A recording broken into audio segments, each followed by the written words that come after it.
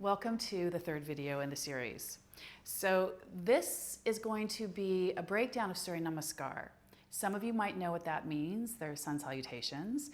And Surya is sun, and Namaskar is a bowing down and a reverence. It's actually like a moving prayer. So as we move through Surya Namaskar, we will build some heat and fire. And you might want to take a moment and put your hands onto your solar plexus, this area in your center and your core. Right? Is the connection to your physical core and also your energetic core, the strength and the power that we all hold at the center of who we truly are. So the quality of fire when we build and honor that solar sun energy helps create this quality of heat, and that heat is able to transform and transmute like alchemy, like some of the challenges that we go through, and you know we all do, and turn that wisdom when we can alchemize that into your own gold. It's that kind of gold that you can't buy, even if I do love gold. It's the kind of gold that's cultivated from living, from learning, and from growing. Right? So take a few moments and make your way into Tadasana. This is called mountain pose. And I think it's nice sometimes to rock back onto the heels and your balls of your feet. In mountain pose, your feet can be separated or your feet can be together. Find what works best for you. And I cue hands to the heart. Please place your hands whatever feels best in your mountain pose.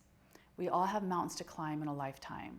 So wherever you are in maybe your own struggle or challenge, this is an opportunity to ground, to get centered, and tune in to your own power that you have. Okay, so from here, inhale, float your arms up overhead. And we're going to start very simple. Exhale, take your arms down by your sides or maybe to your heart. Right? Inhale, so we'll link the breath. Inhale as you sweep your arms up. Exhale, and the breath, you bring your arms back down. And then we'll layer on from here. Inhale, float your arms up overhead. Now as you exhale, as you warmed up your hamstrings, taking that forward fold. Inhale, reach your heart forward. Step your left foot back like you did before and lower your left knee down into this low lunge. As you inhale, come into that low lunge. As you exhale, place your hands to the mat, tuck your left toes under, lift your back knee, step your right foot back to your plank pose. I'm going to have you lower your knees on this first chaturanga, bend your elbows so your shoulders only go to elbow height, straighten your arms, tuck your toes, lift your knees, and come into that downward facing dog. Now from down dog, inhale, lift your left leg up, step your foot through between your hands, lower your right knee down, uncurl your toes. And then float your arms up and come back into that low lunge, right? Stretching a little more into your hip flexors. And take one more deep breath. Place your hands down onto your ground. Tuck your right toes under, lift your back knee. Step your right foot forward, inhale. So just think of reaching your heart forward. Exhale and take that forward fold. As you inhale, root down, rise up, reach towards the sky, and then place your hands back to your heart. And maybe you've set an intention for your practice. Take a few moments. Feel the fire that you're starting to build. So you manage that fire. It's a very safe fire, right? So from here, inhale, float your arms up overhead. As you exhale, and you manage that fire, so we burn and clear space. Inhale, reach your heart forward. Now you're going to step both of your feet back. Keep your knees on the ground or not. You'll lower down chaturanga and then come down onto your belly. As you uncurl your toes, take your hands by your shoulders and then just come up into this little cobra. Right, so shoulders away from your ears. And as you exhale, roll on down. And again, inhale, roll up into a cobra. And as you exhale, roll down. Now you can either stay with that cobra or walk your hands back, elbows stack above your wrists.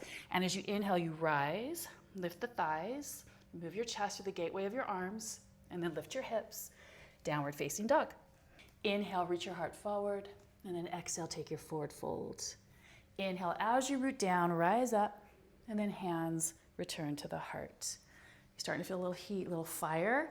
So let's do it one more time, and we're gonna flow, feel that solar energy, that heat as you build it, all right? Connection to your personal power. Inhale, float your arms up overhead. As you exhale, taking your forward fold. Inhale, reach your heart to the front of your room. And you're gonna step back. You can lower the knees or not. Lower down, chaturanga. Inhale, come into that up dog. Maybe it's cobra for you. Really extend through the feet. Exhale, lift your hips. Downward facing dog. And then as you spend a few breaths here in this down dog, Your heart is literally over your head, and you're looking into your own center.